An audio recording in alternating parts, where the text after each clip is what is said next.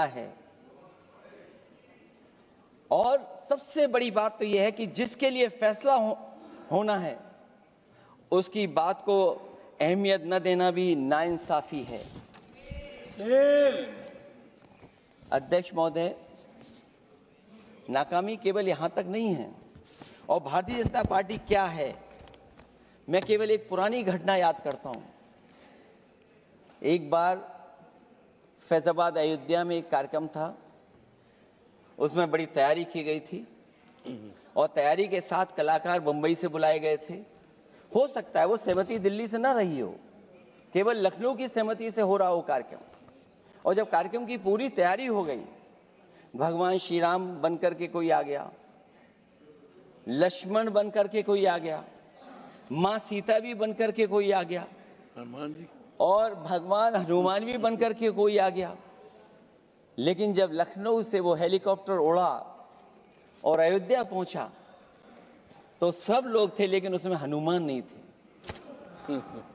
अध्यक्ष महोदय, मैं भारतीय जनता पार्टी के लोगों से कहूंगा कि जानकारी करिए कि आखिरकार भगवान श्री राम थे, लक्ष्मण थे, सीता थी, लेकिन हनुमान क्यों नहीं थे? हनुमान इसलिए नहीं थे, शायद उनकी जात या धर्म कुछ और था। अध्यक्ष महोदय, ये देश मिली जुली संस्कृति से चला है। कुछ हमने सीखा, कुछ उन्होंने सिखाया। और जो लोग ये कहते हैं कि हम सबको बराबरी का हक देते हैं, अभी कुछ दिन पहले ईद निकली है। अध्यक्ष महोदय, वो परंपरा रही है, न केवल मैं जाता हूं बल्कि कोई दल का नेता ऐसा नहीं न जाता हो उस कार्यक्रम में शामिल होने। भारतीय जनता पार्टी के जो मुख्यमंत्री, उप मुख्यमंत्री, वो भी जाते हैं, उप मुख्यमंत्री, सभी धर्मों के नेता आते हैं। लेकिन पता नहीं इस बार क्या साजिश थी, षड्यंत्र था कि वहां पर कुछ पाबंदी लगी हुई थी। अगर किसी कारण पाबंदी लगी हुई थी तो बात समझ में आती है, लेकिन जब जानकारी हुई है, किसी को नहीं पता था कि पाबंदी क्यों लगी है कि आप नहीं जा सकते वहां पर कार्यक्रम में शामिल होने। क्या यही भारत है, यही संविधान हमें रास्ता दिखाता है? अध्यक्ष महोदय, मंत्री जी बताएं हमें, वो खुद भी माइनॉरिटी हैं, भगवान बुद्ध के रास्ते पे चलते हैं। भगवान बुद्ध का रास्ता दूसरा है। हम आपको अपना मानते हैं तब भी जब आप हमारे बहुत सारे ग्रंथों को नहीं मानते हैं, तब भी हम आपको अपना मानते हैं। आप हमारे पुराणों को नहीं मानते हैं, आप हमारे उपनिषदों को नहीं मानते हैं, लेकिन सोचिए, हम हिंदू वो लोग हैं जो आपको स्वीकार करते हैं और गले लगा करके चलते हैं। अब मैं दूसरे धर्म पे नहीं जाऊंगा, कोई नाराज हो सकता है। मैं दूसरे धर्म के बारे में नहीं जा सकता, मैं केवल यही बताता हूं। और मैं उत्तर प्रदेश में, अध्यक्ष जी, जहां से आता हूं, मैं अपमान नहीं कर रहा हूं, मैं सच बोल रहा हूं। और ये बिहार के चुनाव में जो आप कह रहे हैं कि महिलाओं को 2 मेंबर बना दिया, इस बार मैं भी देखूंगा भारतीय जनता पार्टी कितनी महिला लोगों को टिकट देंगे वहां पर।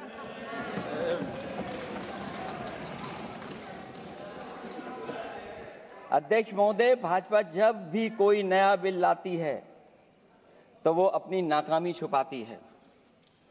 भाजपा वाले मुसलमान भाइयों की वक्फ की जमीन चिन्हित करने की बात कर रहे हैं, जिससे महाकुंभ में जो हिंदू मारे गए हैं या खो गए हैं, उनको चिन्हित करने की बात पर पर्दा पड़ जाए। अध्यक्ष महोदय, मुझे खुशी है इस बात की कि हमारा धर्म,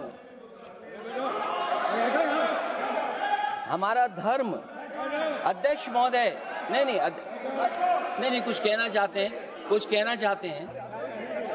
नहीं, प्लीज, उनको अलाउ नहीं किया। अध्यक्ष महोदय, कुंभ में आस्था सबकी है, कोई ऐसा नहीं जिसकी आस्था ना हो। और कुंभ कोई पहली बार नहीं हो रहा था। ये भारतीय जनता पार्टी के लोगों ने ऐसा प्रचार किया कि 144 वर्षों के बाद पहली बार महाकुंभ होने जा रहा है, और लोग निकल पड़े। सरकार ने कहा कि हमारी तैयारी 100 करोड़ की है।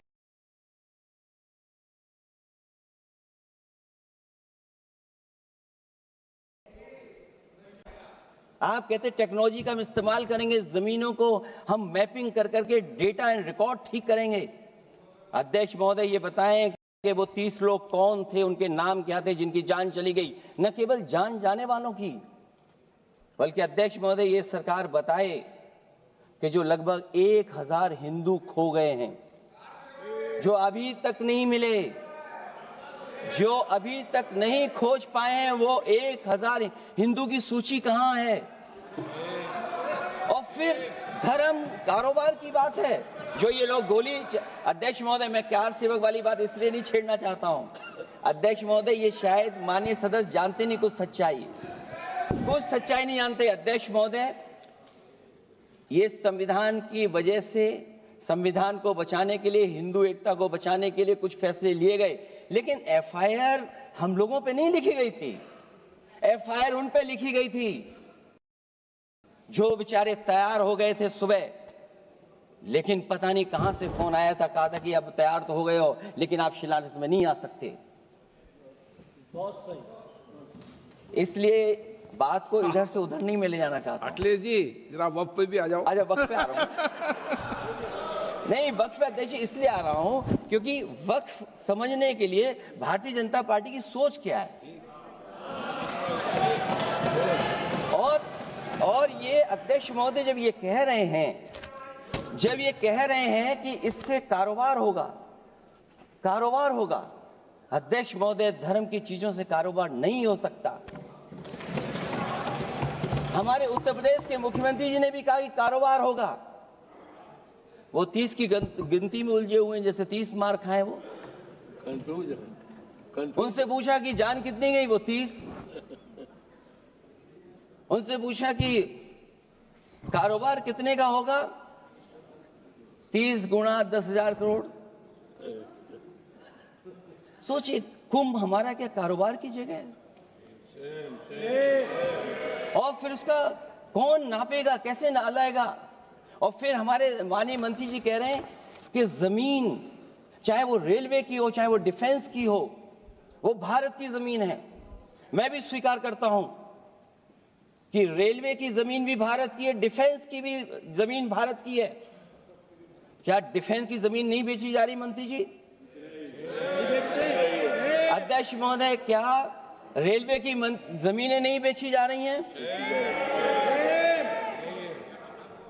अध्यक्ष महोदय, केवल यहां तक नहीं, कितना हस्तक्षेप होता है। वक्फ भी भारत के, इसीलिए तो कहीं ना कहीं वक्फ की जमीन से, अध्यक्ष महोदय माननीय मंत्री जी बताएं, और मुझे उम्मीद है कि जब जवाब देंगे तो बताएंगे कि वक्फ की जमीन से बड़ा मुद्दा वो जमीन है जिस पर चीन ने अपने गांव बसा लिए हैं, लेकिन कोई बाहरी खतरे पर सवाल बवाल न करे, इसलिए ये बिल लाया जा रहा है। और माननीय मंत्री जहां से आते हैं, जिस प्रदेश से आते हैं, कम से कम ये तो बताएंगे कि वहां कितने चीन ने गांव बसा लिए, घर बन गए हैं। अध्यक्ष महोदय, आपके माध्यम से सरकार गारंटी दे कि वक्फ की जमीन कभी भी किसी भी पैतरेबाजी से किसी और मकसद के लिए किसी और को नहीं दी जाएगी। वक्फ की वर्तमान व्यवस्था में चाहे 5 साल के धर्म पालन की पाबंदी की बात हो, या कलेक्टर से सर्वेक्षण के हस्तक्षेप की बात हो, या वक्फ परिषद या बोर्ड में बाहरियों को शामिल करने की बात हो, इन सब का उद्देश्य मुस्लिम भाइयों के सार्वजनिक अधिकार को छीनकर उनके महत्व और नियंत्रण को कम करना है। ट्रिब्यूनल के निर्णय को अंतिम न मानकर उच्च न्यायालय में लेकर जाने की अनुमति देना दरअसल जमीनी विवाद को लंबी न्यायिक प्रक्रिया में फंसाकर वक्फ भूमि पर कब्जों को बनाए रखने का रास्ता खोलेगा। सबसे बड़ी बात यह कि वक्फ बिल के पीछे की न तो नीति सही है, न नियत। ये देश के करोड़ों लोगों से उनके घर दुकान छीनने की भी साजिश है। भाजपा एक अलोकतांत्रिक पार्टी है, वो असहमति को अपनी शक्ति मानती है। जब देश के अधिकांश राजनीतिक दल वक्फ बिल के खिलाफ हैं, तो उसे लाने की जरूरत क्या है, जो जिद क्यों कर रहे हैं सरकार? वक्फ बिल का लाना भाजपा की सियासी हट है। वक्फ बिल भाजपा की सांप्रदायिक राजनीति का नया रूप है। वो तो आपको काटेगा, और इसलिए काटेगा कि अध्यक्ष महोदय बाहर ये लिखते हैं सत्यमेव जयते, बाहर है लिखते सत्यमेव जयते, भाजपा अंदर असत्य बात कहते। भाजपा वक्फ बिल लाकर अपने उन समर्थकों का तुष्टीकरण करना चाहती है जो भाजपा की आर्थिक नीति, महंगाई, बेरोजगारी, बेकारी और चौपट अर्थव्यवस्था से उसे छटक गए हैं। क्योंकि अध्यक्ष महोदय, जब से वोट में गिरावट आई है और खासकर उत्तर प्रदेश में भी, तब से भारतीय जनता पार्टी की कोशिश है कि अपना वोट कैसे संभाला जाए। ये वोट को संभालने के लिए बिल लाया गया है। भाजपा का लक्ष्य वक्फ की जमीनों पर है। इन जमीनों का नियंत्रण अपने हाथ में लेकर इन जमीनों को पिछले दरवाजे से अपने लोगों के हाथों में दे देना चाहती है। भाजपा चाहती है कि वक्फ बिल लाने से मुस्लिम समुदाय को लगे कि उन पर हक को मारा जा रहा है, वो उद्वेलित हों और भाजपा को ध्रुवीकरण की राजनीति करने का मौका मिल सके। क्योंकि अध्यक्ष महोदय, भाजपा का लक्ष्य यह है कि ध्रुवीकरण हो, क्योंकि वो जानते हैं कि ध्रुवीकरण जितना होगा उससे वो लाभ उठाने में आगे रहेंगे। तो ये वक्फ बिल जो लाया जा रहा है वो अपनी वोट बैंक को संभालने के लिए और समाज को बांट करके ध्रुवीकरण करके राजनीतिक लाभ लेने के लिए लाया जा रहा है। और अगर इसके लिए नहीं लाया होता तो पहले से जो जितने फैसले लिए सरकार ने, क्या उससे देश और प्रदेश में कोई बड़ा बदलाव आ गया है? अगर स्मार्ट सिटी का बात करें तो कितनी स्मार्ट सिटी बन गई है आपकी? आपके नोटबंदी की वजह से न जाने कितना रुपया कहां निकल रहा है। और डर तो ये लगता है कहीं भाजपा वाले दूसरों के पैसा रख करके न पकड़वा दें। वक्फ बिल के आने से पूरी दुनिया में एक गलत संदेश भी जाएगा। इससे देश की सेकुलर इमेज को बहुत धक्का लगेगा। वक्फ बिल भाजपा की नफरत की राजनीति का एक और अध्याय है। मैं अंत में कहना चाहता हूं कि अभी तो आपने साथी संभाल लिए हैं, एक साथी तो मुझे दिखाई नहीं दे रहा है, और हमारे जिनका हमने सम्मान किया हमें कहां ले गए आप, और हमें यहां छोड़ गए आप, हमें छोड़ गए। हमें देखिए सभापति महोदय देखिए राजनीति क्या है। हमने आपका हाथ पकड़ा और हम यहां आ गए, और आप हमारा हाथ छुड़ा करके वहां चले गए। इसलिए देखिए कब हमारा इनका हाथ मिल जाए। और मैं अध्यक्ष सभापति महोदय ये कहना चाहता हूं कि वक्फ बिल भाजपा के लिए वाटरलू साबित होगा, क्योंकि ऊपर से तो हाँ कह रहे हैं, लेकिन अंदर ही अंदर बहुत सारे साथी सहमत नहीं है। मैं अंत में इतना ही कहना चाहता हूं कि ये वक्फ बिल जो लेकर के आए, कोई उम्मीद लेकर के नहीं आ रहा है। ये सोची समझी रणनीति का हिस्सा है, क्योंकि इनका जो वोट बिखर गया है, ये मुस्लिम में भी बंटवारा चाहते हैं। मुस्लिम इस्लाम धर्म में कहीं बंटवारा नजर नहीं आता है, लेकिन इनकी कोशिश है कि इस बिल के माध्यम से हम मुस्लिम भाईचारा में भी बंटवारा करते हैं। बंटवारा तो पीडीए करेगा। अभी देखिएगा सभापति महोदया, हमारे एक सदस्य कह रहे थे कि चुनाव बहुत अच्छा होता है। इनसे बेहतर किसने चुनाव देखा होगा? चलिए धन्यवाद। वोट ही नहीं डालने दिया। सभापति महोदया, मैं धन्यवाद देता हूं। मैं और अपने दल और साथियों के साथ कहता हूं कि समाजवादी पार्टी बिल का विरोध करती है। वोट पड़ेगा तो हम इसके खिलाफ वोट डालने जा रहे हैं। माननीय सदस्य श्री कल्याण बनर्जी जी। Thank you, Madam. On behalf of All India Trinamool Congress, under the leadership of the Mamata Banerjee, I strongly oppose the bill in entirety. Madam, the spirit of my speech is, तू हिंदू बनेगा ना मुसलमान बनेगा, इंसान की औलाद है, इंसान बनेगा। Madam, this present bill covers importantly two areas of the Waqf. One, manage religious affairs of Waqf board. One of the arena is to manage, control, supervision of the religious aspects of the Muslim. Two, providing power to the state government to decide the disputes in respect of the Waqf property, including land and building. Article 26 of the Constitution of India provides that, subject to public order, morality and health, every religious denominations or any section thereof shall have the right, A, to establish and maintain institutions for religious and charitable purpose, B, to manage its own affairs in matter of religion, C, to own and acquire movable and immovable property, D, to administer such property in accordance to such law. Madam, the Waqf is an institution for religious and charitable purpose.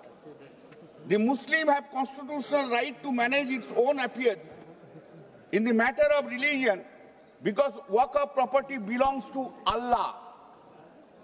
They have also the right to administer such property.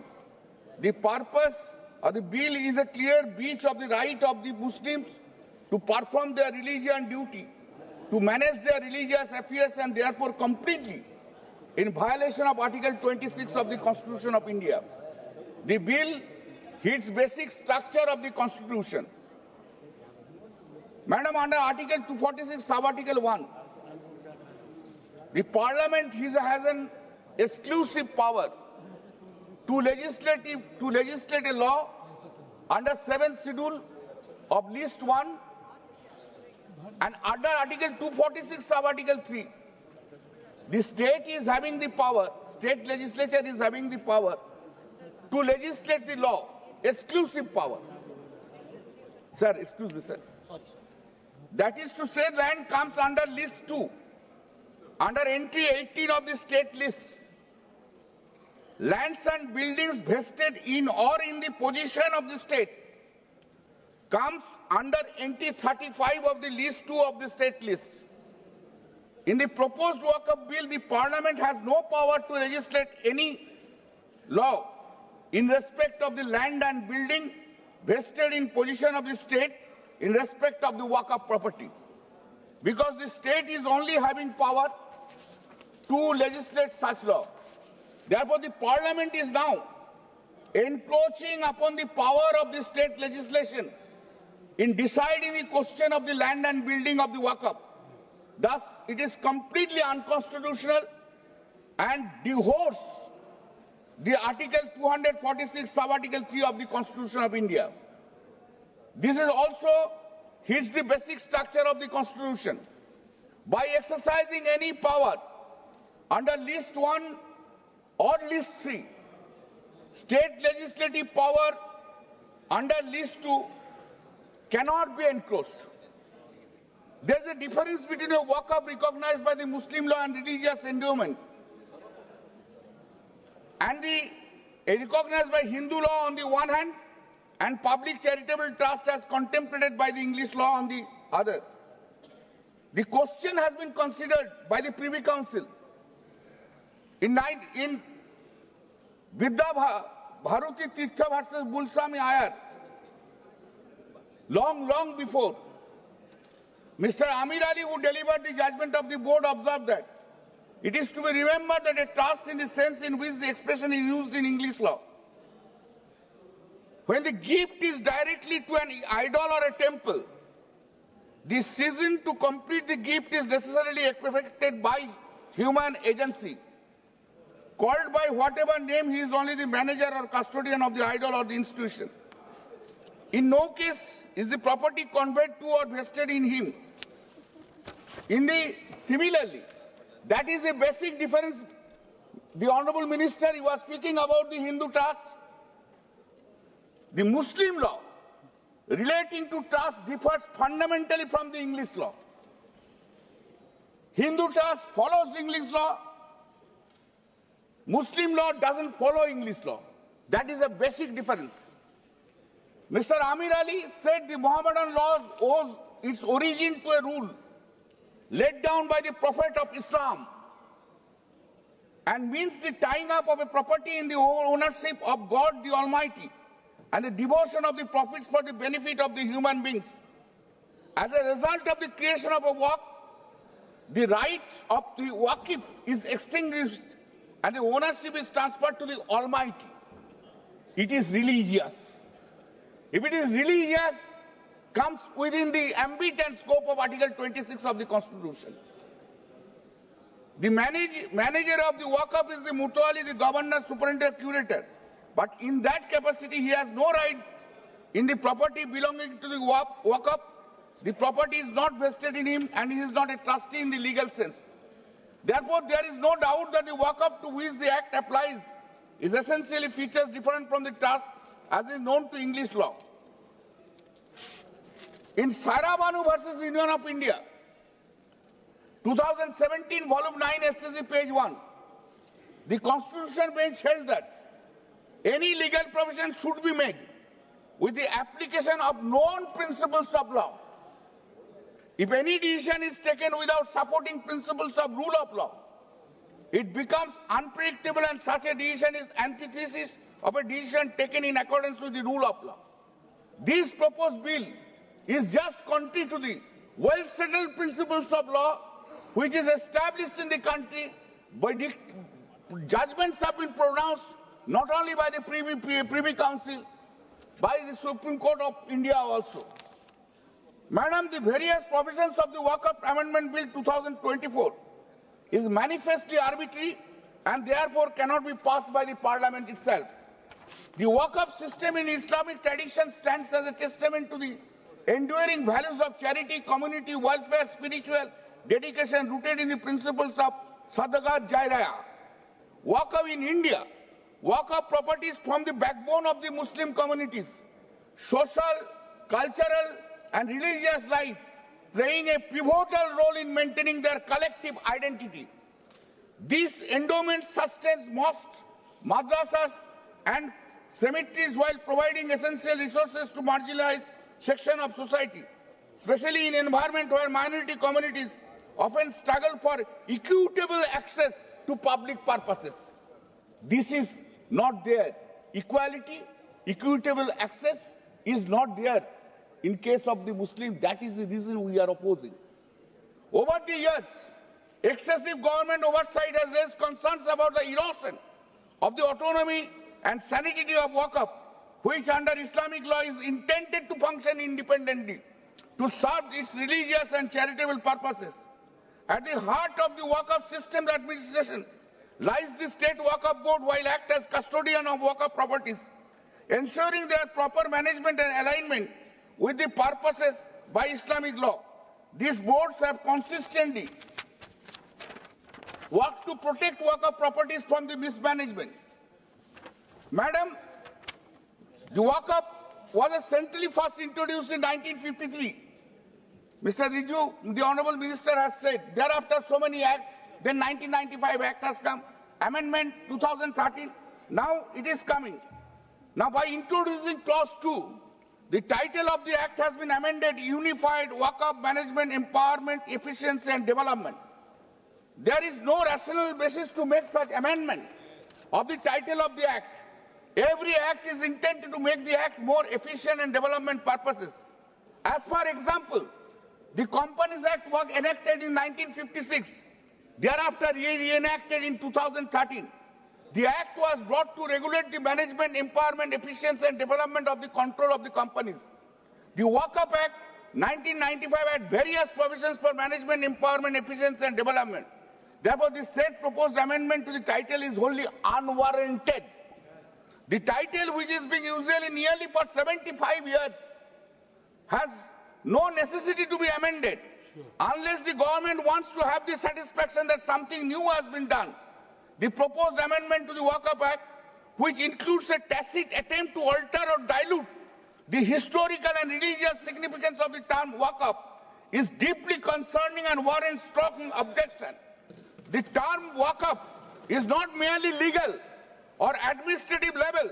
It is a sacred concept deeply rooted in Islamic tradition and jurisprudence. Why you are taking away this? Madam, They want to interfere into Please, Sogata, please. The historical development of Waqf legislation in India, from the Bengal Waqf Act 1934, Uttar Pradesh Muslim Waqf Act 1960, the Waqf Act 1954, and the subsequent unification under the Waqf Act of 1995, has always retained the sanctity of the term. These laws, while designed to provide statutory governance, have consistently respected the essence of Waqf as a concept grounded in Islamic law. Madam, insertion of clause 2A. Insertion of clause 2A tantamount to nullify all earlier judgments, degree and orders of any court in respect of the Waqf and the trust. This attempt is basically taking away the rights of the Muslim, which they have accrued. Any attempt to nullify the Supreme Court judgment by legislative process is illegal and unconstitutional. Clause 3 Roman 9 of the proposed bill that said various sects and subsects have been created.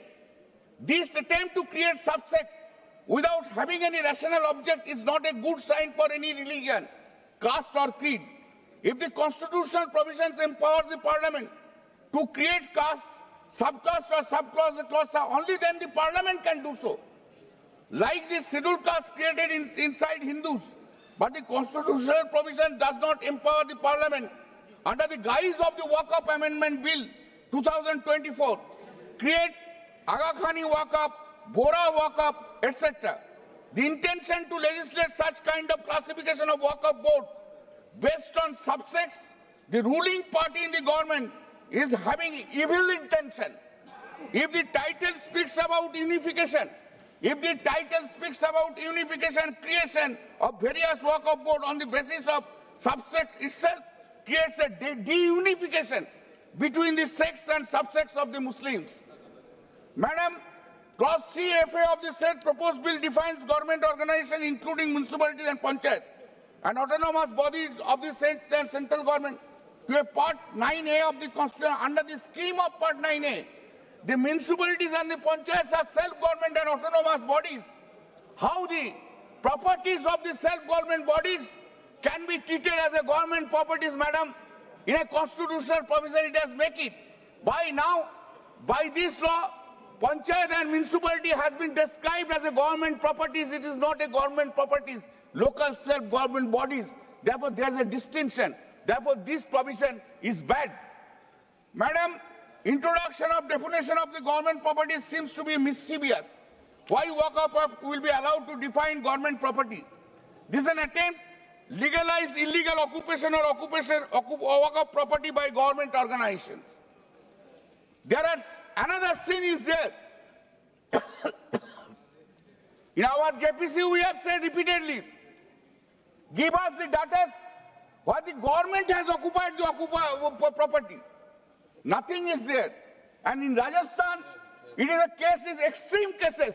80% of the property of the Rajasthan, Waqf property has been occupied by the Rajasthan government itself.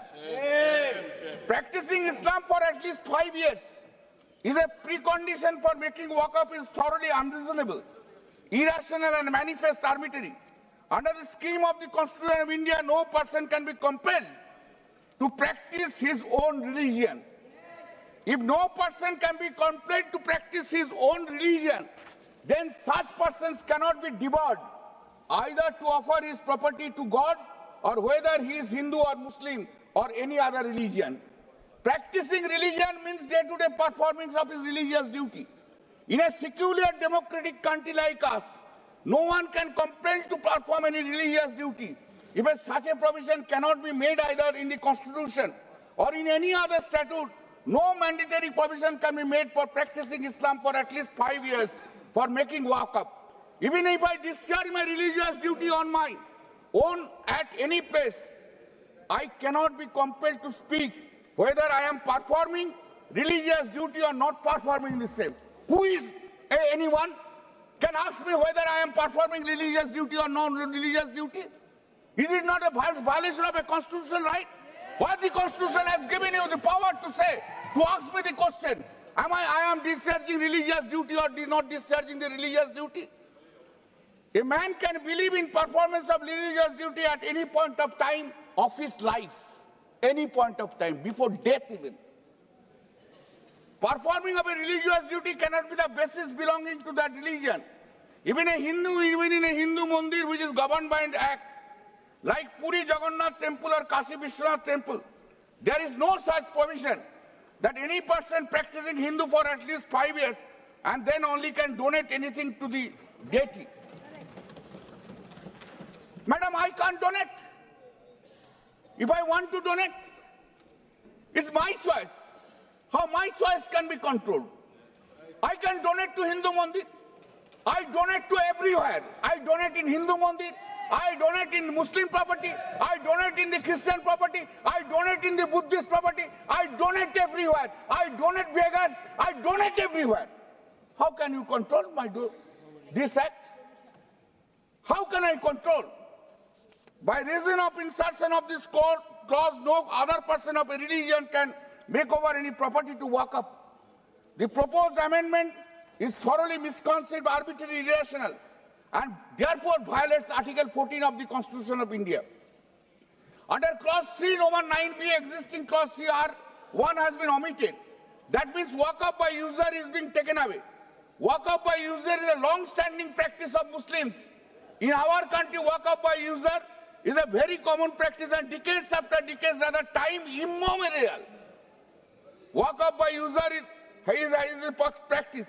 The concept of Waqf by user was recognized in our country in the case of courts of words for the property of Magdam Hassan Baksa versus Illahi Baksa and others, 1912, SCC online, page 45. Madam, the Honorable Apex Court in the matter of Sayyid Muhammad Salih Labbai, dead by Eller and others versus Muhammad Hanifa versus Eller and others, 1976, 4 SCC 780. In paragraph 34, 36 and paragraph 39, categorically accepted this Waqf by user.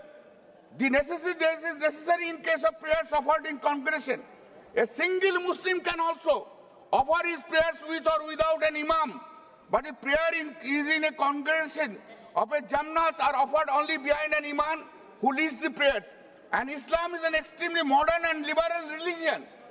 There is no question of any person being denied admission in a mosque for the purpose of offering prayers, and that is why the law is so strict that the moment a person is allowed to offer his prayers in a mosque, the mosque becomes dedicated to the public, and therefore it's an Waqf property.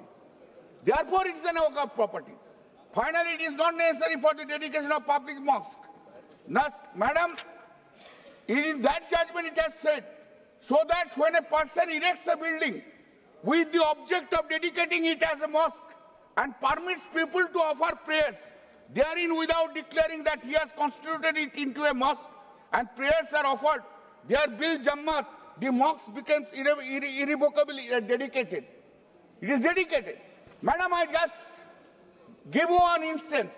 In the Raishina village, where the residence of the President of India is there. It was a long back, it's a big village. In the big village, there are so many Muslims are there. One Hindu dedicated his property for offer their namaz. And that is the property, that is the mosque is in front of the parliament. In the front of the parliament. Who has not come here? All.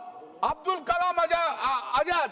So all important political leaders, including Bhutto, and the imam of that is sitting here as one of our colleague, member of parliament.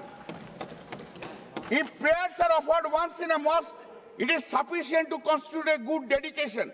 Dedication has been clearly said. Paragraph 39 of the judgment, that the founder must declare his intention to dedicate a property for the purpose of mosque. No particular form of declaration is necessary. The declaration